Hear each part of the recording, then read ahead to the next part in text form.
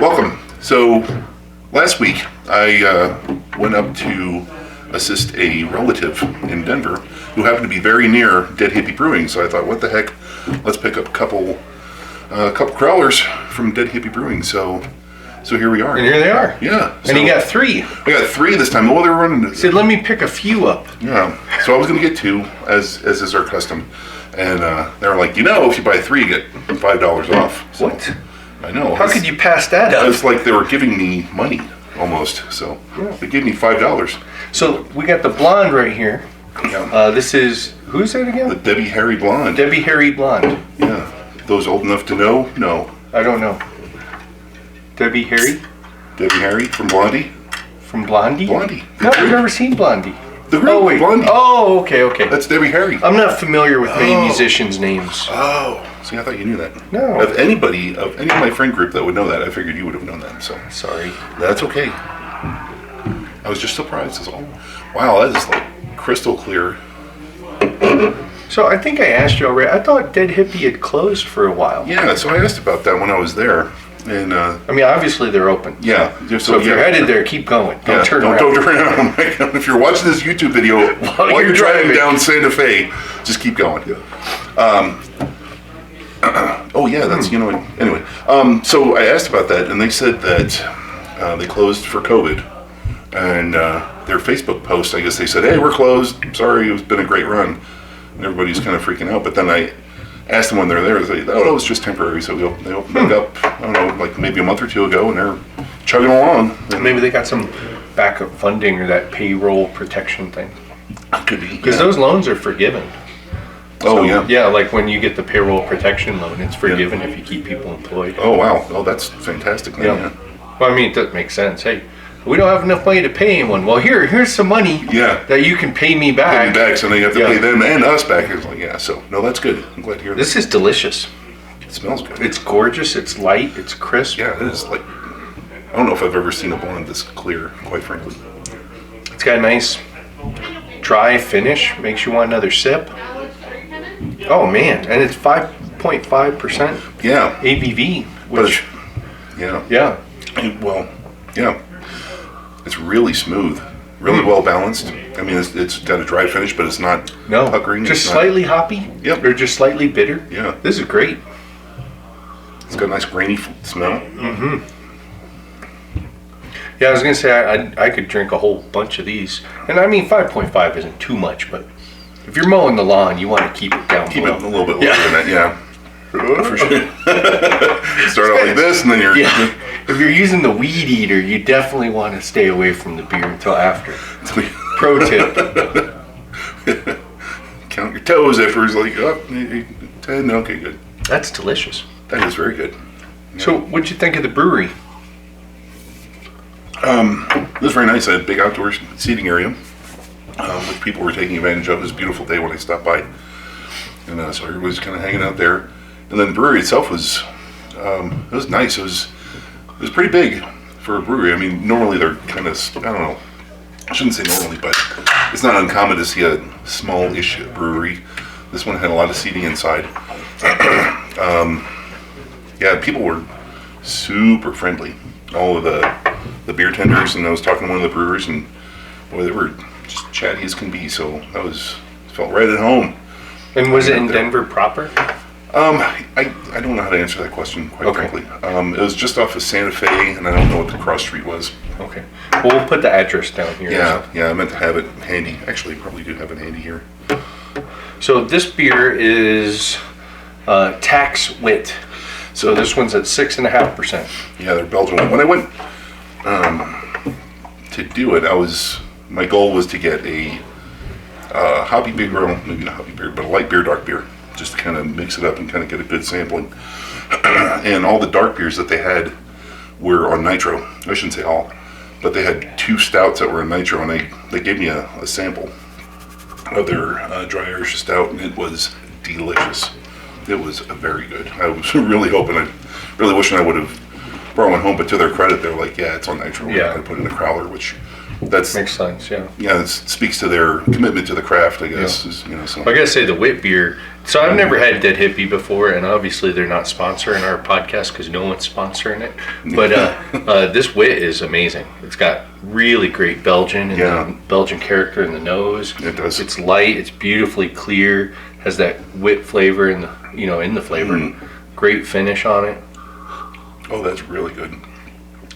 Yeah, the Belgian is prominent, but it's not overbearing. No, it's perfect. Yeah, it's just the right amount.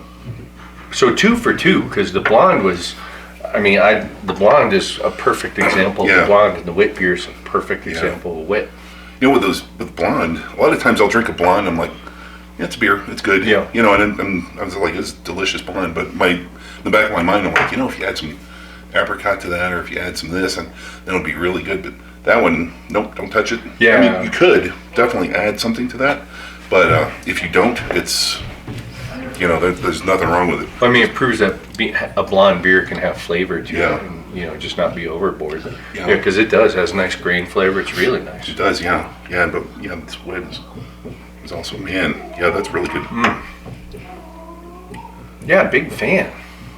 And then here we have Dokken Doppelbock. Dokken Doppelbock, yep. Another band reference. Yeah. See, I know the band. Yeah. I just can't tell you 8 members. I think Dokken's like the lead singer, though, isn't he, or no? I think you're right. Yeah. There's some of the other ones that they had. I thought they had another. Yeah, they had a Russian Imperial Stout that I was eyeballing, but of course I couldn't. Now my phone stops working. They had a golden. So yeah, I guess a lot of their beers too. They also had a Belgian Golden Ale, or Belgian Golden Strong, and I was like, man, that sounds good. I should get that, but it was like 9%. I'm like, Mike has to drive home usually. Yeah. Didn't want to. So I got to tell you up front, I'm not very familiar with Doppelbock. Yeah. So I can't tell you if this is a great example of the style, but it's delicious.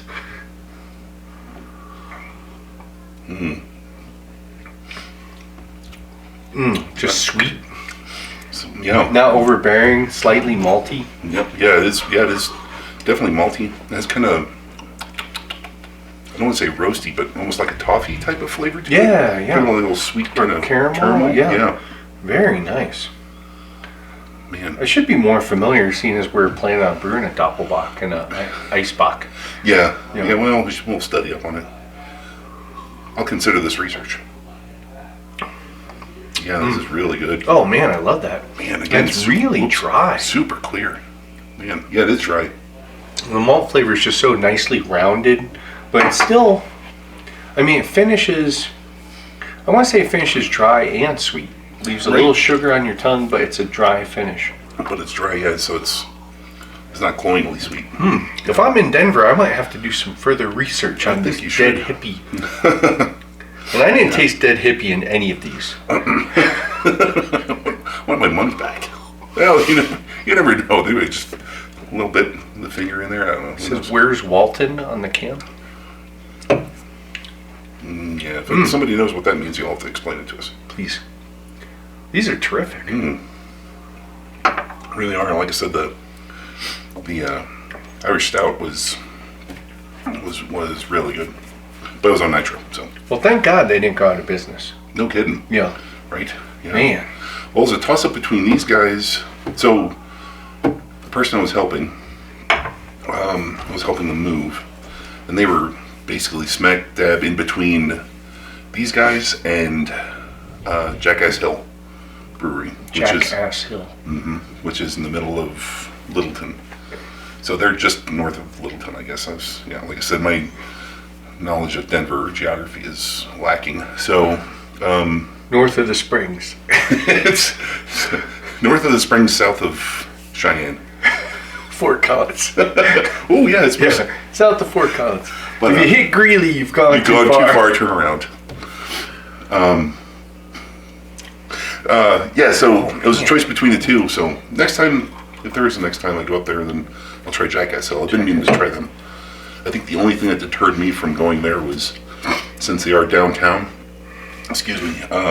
I was just like, I don't know if I want to fight for a parking spot. And these guys had a parking lot, so. Yeah, I don't blame you. Yeah, that's just. Man, I dig that Doppelbock. That may be my new favorite style. Yeah. You know, like I said, it's sweet, but it doesn't feel as full as like some Oktoberfests I've had.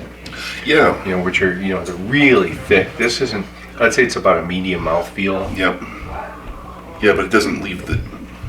It doesn't taste heavy. Yeah. I don't get the feeling that I would be full after drinking a couple of these. Yeah. That is delicious. Well done, Dead Hippie Brewing. Yeah. Dead Hippie Brewing. I'm sure the Dead Hippie's not actually making it. he might be a little. Get to work. Zombie Jerry Garcia. I shouldn't joke. He's actually passed away, so that's kind of tasteless. So no offense to the Garcia. It's been long. I think it's been long enough. It's yeah. Okay. Yeah. It's not too soon. No. Okay. Good. So So let's see what else was remarkable there. Like I said, I was having a chat with the brewer, and one of the brewers, I think he was a brewer. Super cool dude. I wish I could have hung out a little bit more. Wife was waiting in the car though, so I didn't want to have her wait too long. But they had a beer engine that they use periodically, so yeah, that's really interesting. Yeah. We started posting videos to the BrewTubers group, and there's a lot of UK brewers on there, and man, beer engines every day. Yeah. Yeah, if you're not familiar with the beer engine, it's like a hand crank pump. So I don't even know if it's pressurized. It probably is pressurized. I didn't think it was. No, I thought maybe it was, not. That pulls it out. I think so. I thought it was like a water well pump. You know, Yeah. It just generates the suction and pulls it out of the cask. That makes sense. Yeah. Yeah. Yeah. So at least it's my thought. So, but yeah, if anybody that knows better, correct us or confirm down below, please. Yeah. Because I am curious. So, but yeah, they had one of those, and they said they were periodically. They didn't have anything on there this time, which would have been cool, but I don't think they would have put it on there in the crowler. But they said they were going to put what was it? Some sort of IPA in there here, like I think this as we speak, it might be on there. So yeah, they do it periodically, so it's kind of neat. Check that out. But Yeah. I don't know if I've ever had a beer from a beer engine.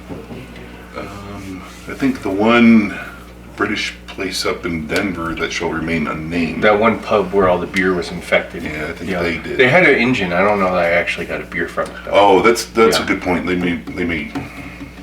Because no one touched it the whole time we're there. Oh, okay. Because I'm real interested in the engines, because that's where they say, oh, that place has a good pour, and they have a bad pour, and, Yeah, there's definite skill. And as you're pouring it, it's actually sucking in oxygen, I think. So the beer kind of develops over time. Oh, yeah. Until it's terrible, and then now it's a terrible pour. Yeah. So they're talking about the pour as being the quality of the beer, or the quality of...